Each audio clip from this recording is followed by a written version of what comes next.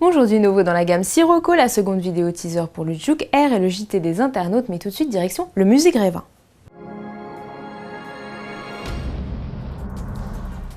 Hier soir, le rallye était à l'honneur au musée Grévin sur les grands boulevards à Paris. Le sextuple champion du monde Sébastien Loeb a découvert lors d'une cérémonie son double de cire, habillé de la célèbre combinaison Citroën. Alors, premières impressions de l'Alsacien. C'est vraiment un honneur d'être au Grévin parce que c'est quand même proportionnellement peu de monde qui rentre ici. Et donc en tant que simple pilote de rallye, je dirais, qui n'est pas non plus le sport national, d'avoir été nominé par l'Académie Grévin pour rentrer ici, c'est vrai que ça fait plaisir. Dès demain, les visiteurs pourront eux aussi découvrir ce double beaucoup plus statique que l'original. Au total, le sculpteur Stéphane Barret aura passé 6 mois à concevoir la statue. Dommage que Daniel Elena, le copilote historique de Sébastien Loeb, ne soit pas représenté à ses côtés.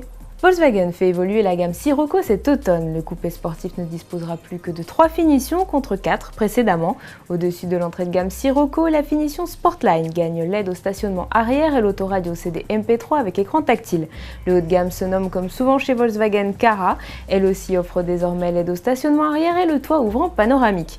Ces deux finitions peuvent s'enrichir d'un pack Airline. Le Sirocco adopte alors des pare-chocs avant et arrière plus prononcés, des jupes latérales et des feux surteintés. Le pack comprend aussi des sièges sport avec une sellerie cuir ou alcantara et un volant Airline. Comptez 1 990 € pour le pack sur la finition Sportline, 1 890 € sur la finition Cara. Le Sirocco conserve ses motorisations allant de 140 à 210 chevaux et sa version R de 265 chevaux.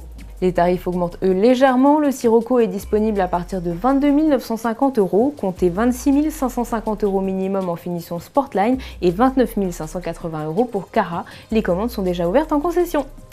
Nissan dévoile une nouvelle vidéo du Juke Air. Alors sur les images, les ingénieurs présentent leurs avancées dans le développement du modèle qui est loin d'être achevé. Point délicat, le transfert de toute l'électronique embarquée dans la GT-R dans une carrosserie beaucoup plus petite, celle du Juke.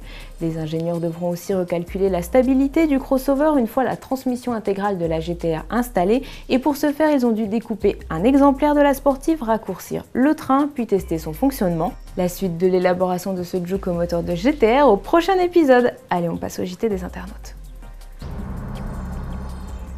Alors cette semaine, le JT des internautes s'intéresse à des voitures d'hommes grâce à Pierrefitte. Notre lecteur s'interroge sur l'arrivée d'un Volkswagen Amarok à simple cabine en France.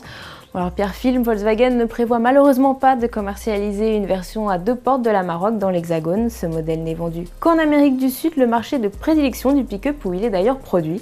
Mais il reste un petit espoir. Fin mai 2012, l'Amarok sera aussi assemblée en Allemagne à Hanovre. Alors avec l'augmentation des capacités de production du pick-up, une version à simple cabine sera peut-être disponible en France par la suite. Et Pierrefitte a vraiment creusé le sujet pick-up puisqu'il nous a aussi demandé des nouvelles des Nissan Navara et Pathfinder.